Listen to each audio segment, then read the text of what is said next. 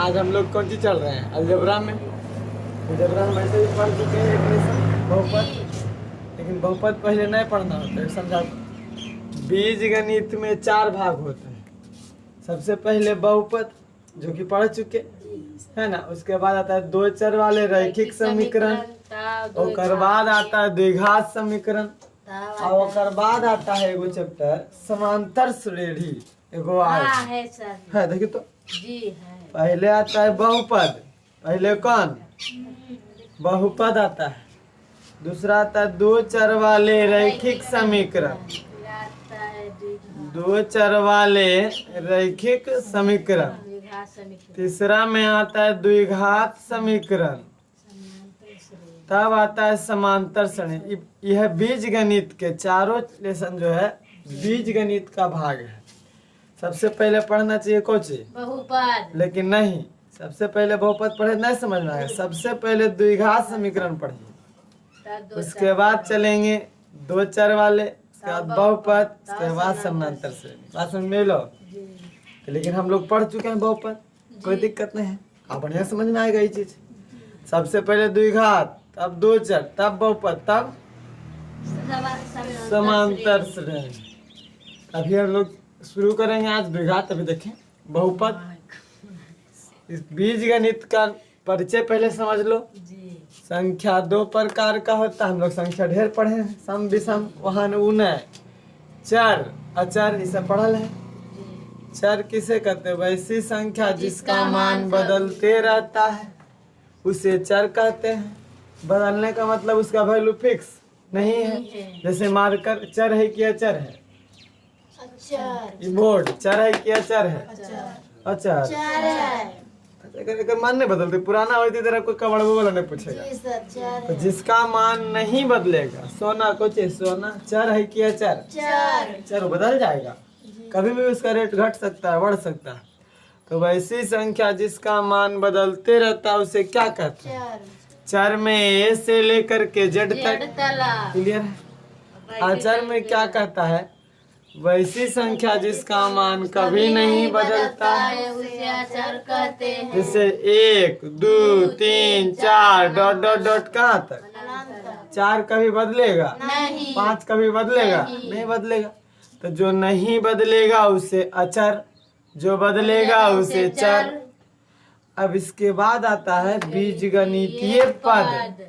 तो चर और अचर के मिलने से बने पद को बीजगणितीय पद कहते हैं।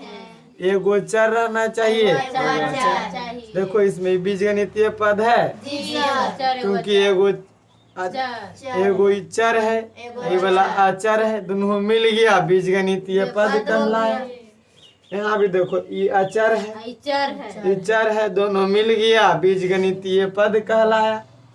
यहाँ भी देखिए एगो चर है, एगो अचर है, बीजगणितीय पद हो गया। यहाँ देखिए चर, सॉरी ये अचर है, ये चर है, अचर है, दोनों मिलल है इसमें। चर अचर मिला हुआ है। जिस संख्या में चर और अचर मिला हुआ होता है उसे बीजगणितीय पद कहते हैं। कोई दिक्कत? अब आइए बीजगणित का खोज। हाँ पॉइंट में कुछ लिखे हुआ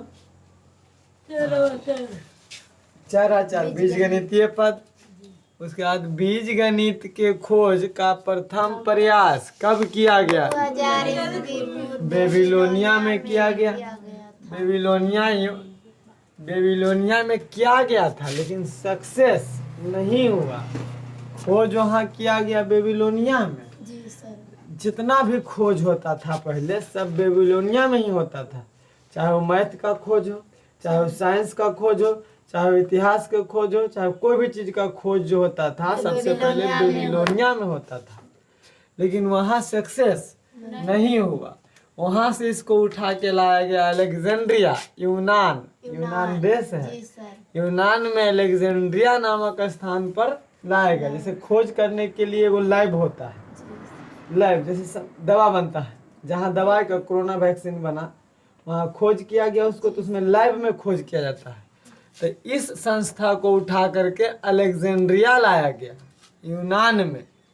और जहाँ के ग्रीक गणितज्ञ डायफ्रेंस ने बीज गणित के निर्माण में योगदान दिया। यानी निर्माण का प्रयास यहीं शुरू हुआ था, यहाँ पूर्ण रूप सफलता नहीं मिला, तो यहाँ से इस संस्था को उठा करके अलेक्जेंड्रिया लाया गया।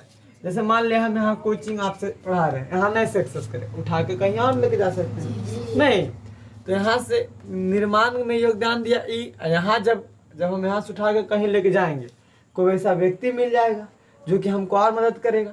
तो वही यहाँ से अलेक्जेंड्रिया जब गया तो यहाँ पे ग्रीक भाषा डायफ्रेंस नामक इनका क्या था, डायफ्रेंस, जो कि ग्रीक भाषा में जानते थे, बीज गणित के निर्माण में बहुत हेल्प किया, बहुत मदद किया, फिर भी क्लियर नहीं हो पाया। तब जाकर के 600 ईसा पूर्व में भारतीय गणित ब्रह्मगुप्त ने बीज गणित के निर्माण का प्रयास किया था, लेकिन इससे भी सफलतापूर्वक नहीं हो पाया। ये तीनों व्यक्ति असफल रह गए। बाद में 820 ईस्वी पूर्व में, मतलब ईस्वी में, फारसी गणितज्ञ जो कि अरबी भाषा जानते थे, उनका नाम था अल-ख्वारिज़मी, ने बीज गणित का खोज अर्थपूर्ण ढंग से कर दिया। यानी ये एकदम पूरा बढ़िया से खोज कर दिए बीज गणित का। ये कुछ किए, कुछ ई किए, कुछ ई किए, ये तीनों के देख करके अल-ख्वारिज़मी फायदा उठा लिए, है ना। खोज में हम ऐसे बताए थे, जब अभी हम बोल देंगे कि बउआ यहाँ पे सोना गड़ल है इस खेत में, तो कोई यहाँ कुदाल लेके कोड़ना चालू करेगा, कोई यहाँ कोई वहाँ। अब जब 3 आदमी कोड़ेगा, हम चौथा देखते रहेंगे, तो देखेंगे कि वो तीनों कौन तो कोड़ाइए गया, तब सोनमा होगा, चौथा कोड़ना चालू कर देगा, उसी को मिल जाएगा। नहीं, तो ये व्यक्ति, तीनों व्यक्ति प्रयास किए, लेकिन ये तीनों व्यक्ति असफल रहे थे। चौथा व्यक्ति देख रहा था चश्मा लगा के, रुक, वो तीनों खोज दिया वहां तक, चौथा कौन कोड़ा, तुरंत मिल गया इसको, है ना। तो ये फारसी गणितज्ञ अल-ख्वारिज़मी ने बीज गणित का खोज अर्थपूर्ण ढंग से कर दिया, जिसे अरबी भाषा में लिखा गया था, क्योंकि अरबी भाषा ही जानते थे। इन्हीं के नाम पर इस बीज गणित के, इसलिए इनको बीज गणित का पिता कहा जाता है। और ऐसे भी कहेगा बीज गणित के जनक कौन है, अल-ख्वारिज़मी, क्योंकि पूरा रूप से यही खोजे थे। और उसके बाद कह दिया कि ये जो अल-ख्वारिज़मी जो थे, जैसे देखो अलजेब्रा, अल-ख्वारिज़मी के नाम पर इस चैप्टर का नाम अलजेब्रा पड़ा, क्योंकि इनका अल-ख्वारिज़मी, तो ये नाम रख दिया अलजेब्रा, है ना, अलजेब्रा। इन्होंने 5 किताब लिखा, जिसमें से एक किताब का नाम अलजबर था। हाँ, 5 बहुत किताब लिखे, इसमें से एक किताब का नाम क्या था, अलजबर। तो फारसी भाषा अलजबर से ही अंग्रेजी भाषा अलजेब्रा बना है, ओकरे से अलजेब्रा बना है, फारसी भाषा से। बात समझ आया। और ये जो थे फारसी भाषा के अल-ख्वारिज़मी गणितज्ञ जो थे, अल-ख्वारिज़मी, ये गणित, बीज गणित को बनाने का सबसे आसान मेथड बताए, एकदम आसान। चरण सा कहते मतलब चरण बाय चरण। पहले पढ़ना चाहिए द्विघात, तब 2 चर वाले रैखिक समीकरण, तब बहुपद, तब समांतर श्रेणी। यही चरण सा का मतलब लगातार। पहले 1 का पढ़िए, तब 2 का पढ़िए, कि पहले 3 का पढ़िएगा, 4 का पढ़िएगा। यही अल-ख्वारिज़मी जो थे बताए थे कि चरण सा पढ़िए, यानी लगातार नहीं पढ़िए, जो आसान है पहले उसको पढ़िए, फिर थोड़ा सा भारी, फिर भारी। जैसे 1 का जब सीख गया तो 2 का सीखना आसान, 3 का आसान, 4 का, तो जैसे जैसे चरण सह द्वारा ही बताए। आज जिस मैथ को या जो भी प्रॉब्लम को चरण सह प्रक्रिया द्वारा बनाया जाता है, उसे ही हम एल्गोरिथम कहते हैं। मतलब एल्गोरिथम मतलब समझ नहीं, चरण सा जो एकदम आसान स्टेप में बनाया जाता है, उसी को हम एल्गोरिथम कहते हैं। अभी एल्गोरिथम के बारे में आगे चर्चा करेंगे, फिलहाल अभी हम कुछ अलजेब्रा में चल रहे हैं। तब इतना तक तो समझ में आ गया कि अलजेब्रा में सबसे पहले संख्या 2 प्रकार के, चर और अचर।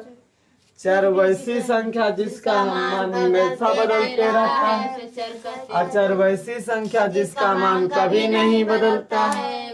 और दूसरा बीजगणितीय पद, चर और अचर के मिलने से बने पद को बीजगणितीय पद कहते हैं। उसके बाद आया बीजगणित का खोज का प्रथम प्रयास बेबीलोनिया में हुआ, सफल नहीं हुआ। अलेक्जेंड्रिया में सफल नहीं हुआ। ब्रह्मगुप्त ने किया, सफल नहीं हुआ। अल-ख्वारिज़मी किया, अर्थपूर्ण ढंग से यानी सब चीज बता करके किया। इसीलिए इनको अलजेब्रा के पिता कहा जाता है। अब आइए हम लोग डिजिट में यानी अंक में। अंक किसे कहते हैं? ये सब क्या से हम थोड़े ऐसे पता है।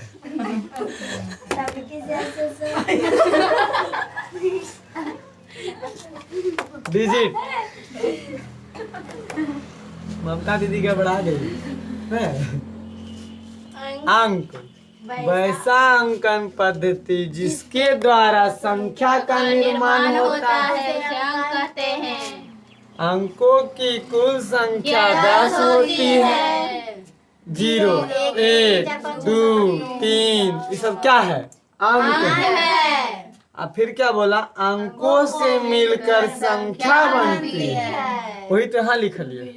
वैसा अंकन पद्धति जिसके द्वारा संख्या का निर्माण होता है इसे अंक कहते हैं। तो बताओ, अगर ये हम 5 लिखे तो ये क्या है? अंक। लेकिन अगर हम ऐसे लिख दे 5 2 तो ये क्या हो जाता है? इसको अंक कह सकते हैं? अच्छा, एकरा संख्या कह सकते हैं? नहीं कहा है। अंक को संख्या कह सकते हैं। सभी अंकों सभी अंक संख्या होते हैं। देखिए 5 गो अंक है, 5 अंक है, लेकिन 5 गो आदमी आ जाएगा तो संख्या बन जाएगा। नहीं, ये 5 अकेले अंक है। अगर 5 को कलम रख देंगे तो 5 को संख्या हो जाएगा। तो सभी अंक संख्या कहलाएंगे, लेकिन सभी संख्या अंक नहीं कह सकते। ये अंक है? नहीं। एक अंक कह सकते हैं? नहीं। देखिए ऐसे है, ये अंक है, ये अंक है। एकरा पर 0 लगा दिए 10 हो गया। ऐसा अब अंक है? नहीं, संख्या। संख्या बन गया 2 अंकों की संख्या, नहीं बन गया? ये 2 अंकों की इसको अंक नहीं कह सकते। अगर अंक कहिएगा तो वो गलत है। अंक है हाँ, लेकिन अगर न है तो ये अंक भी है, संख्या भी है। समझ में लो? यहाँ पे देखिए लिखिए, अंकों से मिलकर संख्या बनती है। अंकों से मिलकर संख्या बनती है, ये संख्या कहला गया। क्या कहला गया? ये अंक है। अंकों से मिलकर संख्या बनता है। सभी अंक संख्या होते हैं, यानी सभी अंक को हम संख्या कह सकते हैं। इसका 2 नाम, अंक भी संख्या भी। लेकिन सभी संख्या अंक नहीं होती है। ध्यान रखेंगे। तो कह सकता है कोई कि अंक को संख्या कहेंगे? हाँ, अंक को संख्या कह सकते हैं, लेकिन संख्या को अंक नहीं कह सकते। क्लियर हो गया? आगे आइए। सभी अंकों में सबसे महत्वपूर्ण कौन है? अंक शून्य होता है। सबसे महत्वपूर्ण स्थान, जैसे इतना विद्यार्थी है, इतना में कोई एक होगा जो महत्वपूर्ण विद्यार्थी होगा। नहीं, हर जगह कोई न कोई एक महत्वपूर्ण होता है। तो सभी अंकों में सबसे महत्वपूर्ण अंक 0 होता है। 0 ऐसे बता बुआ, ऐसे तुम लोग नहीं कहते रहते पढ़े में सबसे आगे रहेंगे नहीं तो सबसे पीछे। देखिए हम सबसे जरूरी 0 के पास है कुछ नहीं, तो ये सबसे महत्वपूर्ण है कि नहीं? तो सब अंकों में सबसे महत्वपूर्ण अंक कौन होता है? शून्य होता है। क्यों? क्योंकि जब शून्य को किसी संख्या के बाईं ओर रखा जाता है, देखिए ऐसे हम खड़ा किए, यानी दायां हाथ है, यानी खाई जो हम हाथ से खाते हैं उसको दायां हाथ कहते हैं। अब कहेगा सर कोई यथा से खाए तो दायां कह दो, नहीं बायां होगा। तो ऐसे हम लोग समझते हैं। दायां हाथ कैसे पहचानते हैं? तो जब हम सूर्य के दिशा में यानी सूर्य के दिशा में खड़े होते हैं तो दक्षिण की ओर जौन सा हाथ होता है उसे हम दायां हाथ कहते हैं। समझ लो? और जो उत्तर की ओर होता है उसको बायां हाथ कहते हैं। अब ऐसे कहेगा दायां हाथ किसे कहते हैं? परिभाषा तो कैसे बोलेंगे? जब हम उगते हुए सूर्य के सामने खड़े होते हैं तो दक्षिण की ओर जो हाथ होता है उसको हम दायां हाथ कहते हैं। समझ लो? और जब सूर्य की ओर खड़ा है उत्तर की ओर जो हाथ होगा उसको बायां हाथ कहते हैं। बात समझ में आ गया ना? ऐसे भी याद रखेंगे। पूरा देखिए बुतरुम कैसे सिखाया जाता है? पूरब की ओर खड़ा हो इन्ने दाहिना तेने दक्षिण, जी सर। इन्ने उत्तर, उत्तर। और मुंह के सामने पूरब, पूरब, पिछुआ पश्चिम। ऐसे पढ़ते हैं कि नहीं पढ़ते? तो वही है दाएं हाथ समझ में आ गया बाएं हाथ। जी सर। ये नहीं कि करो आदमी ये वाला दाएं हाथ है, ये दाएं हाथ है, बाएं हाथ है बात समझ में? बायां हाथ।